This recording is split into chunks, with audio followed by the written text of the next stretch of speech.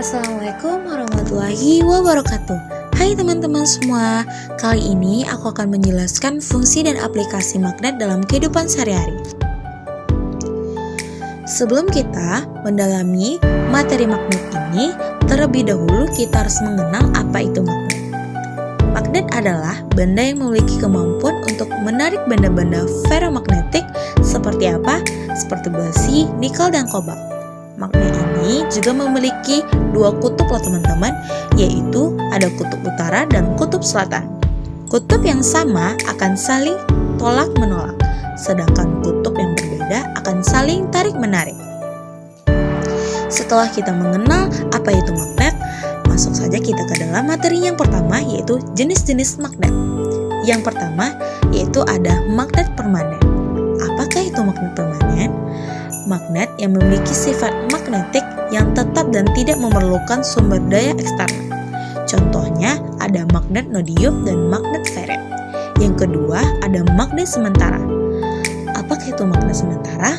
Magnet yang hanya menunjukkan sifat magnetik saat berada dalam medan magnetik eksternal. Contohnya seperti besi yang dijadikan magnet saat didekatkan dengan magnet permanen. Nomor 3 ada magnet elektromagnet. Apakah itu? Magnet yang dihasilkan oleh arus listrik ketika arus dihentikan sifat magnetnya akan hilang. Contohnya apa? Ada solenoid dan relay elektromagnet. Yang keempat ada magnet alami. Magnet yang ditemukan di alam tanpa intervensi manusia loh teman-teman. Contohnya ada magnetit sejenis mineral besi. Yang kelima ada magnet buatan. Magnet buatan ialah magnet yang dibuat oleh manusia melalui proses tertentu seperti pengolahan logam loh teman-teman. Contohnya ada magnet yang diproduksi melalui proses fabrikasi. Yang keenam ada magnet superkonduktor. Magnet yang menghasilkan medan magnet yang sangat kuat loh teman-teman saat berada pada super suhu konduktor. Contohnya ada digunakan dalam teknologi MRI dan akselerator partikel. Yang ketujuh ada magnet ferromagnetik, yaitu magnet yang memiliki sifat magnetik yang kuat dan dapat menjadi magnet permanen. Seperti contohnya ada besi, nikel, dan kobalt. Baiklah teman-teman, masuklah kita ke materi selanjutnya, yaitu cara penggunaan magnet beserta bahan yang diperlukan dan langkah-langkahnya. Yang pertama itu ada menggunakan besi dan magnet permanen. Bahan yang diperlukan ada paku besi atau karet besi dan magnet permanen. Langkah-langkah yang diperlukan yang pertama, ambil paku besi dan bersihkan dari kotoran. Selanjutnya, gesekkan magnet permanen sepanjang paku secara searah. Misalnya dari pangkal ke ujung, sekitar 30 dan 50 kali. Setelah selesai, paku besi akan berfungsi sebagai magnet sementara. Yang kedua, ada cara membuat elektromagnet. Bahan yang diperlukan ada kawat tembaga, paku besi, sumber daya baterai. Langkah-langkah yang digunakan yaitu yang pertama, gulungkan kawat tembaga di sekitar paku besi, pastikan gulungan rapat. Selanjutnya, hubungkan kedua ujung kawat ke terminal baterai. Ketika arus mengalir, paku akan menjadi magnet. Lepaskan kawat dari baterai untuk menghentikan magnetisasi. Yang ketiga, menggunakan proses magnetis. Bahan yang diperlukan yaitu kepingan logam seperti besi. Selanjutnya ada magnet permanen.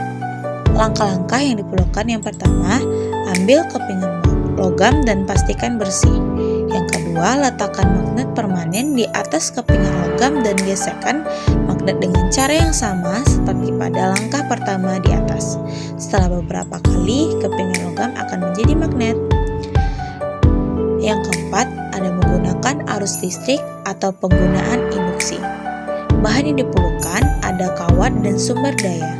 Langkah yang pertama ada buat lingkaran dengan kawat dan hubungkan ke sumber daya. Yang kedua ada ketika arus mengalir melalui kawat, ia akan menghasilkan medan magnet.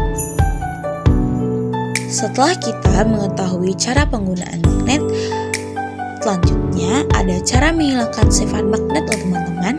Yang pertama yaitu ada dipukul. Memukul benda magnet dengan keras dapat mengganggu susunan atomnya dan menghilangkan sifat magnet. Yang kedua, dipanasan. Memanaskan magnet di atas suhu atau suhu di mana material kehilangan sifat magnetnya dapat menghilangkan sifat magnetnya. Yang ketiga, ada arus bolak-balik. Mengalirkan arus bolak-balik atau AC melalui kawat yang dililitkan pada magnet dapat menghilangkan sifat magnet. Bahan yang umum digunakan untuk magnet permanen antara lain yaitu ada baja, besi, dan nodium. Baja, terutama baja korban tinggi yang besinya bisa besi murni atau paduan besi. Nodium ini bisa magnet nodium, sejenis magnet permanen yang sangat kuat dan terbuat dari paduan nodium, besi, dan boron. Baja untuk keperluan magnet. Baja yang digunakan untuk keperluan magnet biasanya adalah baja karbon tinggi dan baja paduan yang memiliki sifat magnetnya yang baik dan dapat mempertahankan sifat magnetnya dalam jangka waktu yang lama. Ada baja listrik. Baja listrik adalah jenis baja yang dirancang khusus untuk digunakan dalam aplikasi elektromagnetik. Baja ini memiliki sifat magnetik yang baik dan digunakan dalam transformator, motor listrik, dan generator. Medan magnet di sekitar arus listrik. Medan magnet di sekitar arus listrik dapat dijelaskan dalam hukum Ampere loh teman-teman, yang menyatakan bahwa arus listrik yang mengalir melalui kawat akan menghasilkan medan magnet di sekitarnya. Arah medan magnet dapat ditentukan dengan aturan yang tangan kanan. Selanjutnya kita masuk ke dalam manfaat magnetik di bidang kelistrikan. Yang pertama, manfaatnya itu ada motor listrik. Apa manfaat dari motor listrik itu? Dalam bidang magnetnya, dia dapat mengubah energi listrik menjadi energi mekanik. Yang kedua, ada generator. Bisa mengubah energi mekanik menjadi energi listrik. Yang ketiga, ada transformator. Dia bisa mengubah tenaga listrik.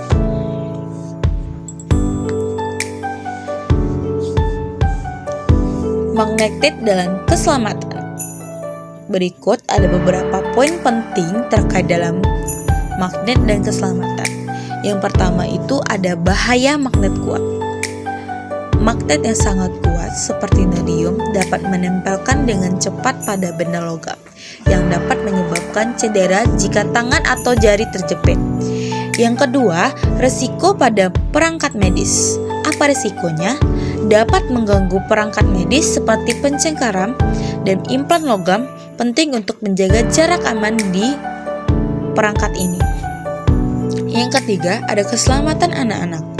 Magnet kecil, terutama yang terbentuk bola atau partikel kecil, dapat menimbulkan risiko tersedak. Pastikan untuk menyimpan magnet ini jauh dari jangkauan anak-anak. Yang keempat, ada penggunaan yang benar. Gimana sih cara penggunaan yang benar? Selalu gunakan magnet sesuai dengan petunjuknya. Hindari penggunaan magnet ini untuk tujuan yang tidak sesuai, yang dapat menyebabkan kerusakan atau cedera. Yang kelima, ada penyimpanan yang aman. Sebagai apa? Simpanan magnet adalah wadah yang aman dan terpisah dari benda logam lainnya untuk mencegah magnet menempel satu sama lain atau pada objek lain. Percobaan Oersted. Apakah itu percobaan Oersted? Adalah menunjukkan bahwa arus listrik dapat menghasilkan medan magnet ketika arus listrik mengalir melalui kawat jarum kompas yang didekatkan akan bergerak, menunjukkan adanya medan magnet. Rumusannya Oersted ada rumus yang digunakan adalah hukum Ampere yang menyatakan bahwa gaya magnetik F sebanding dengan arus atau I dan panjang kawat serta berbanding terbalik dengan jarak dari kawat. Setelah kita membahas materi dalam percobaan Oersted ini, ada beberapa contoh soal yang akan saya jelaskan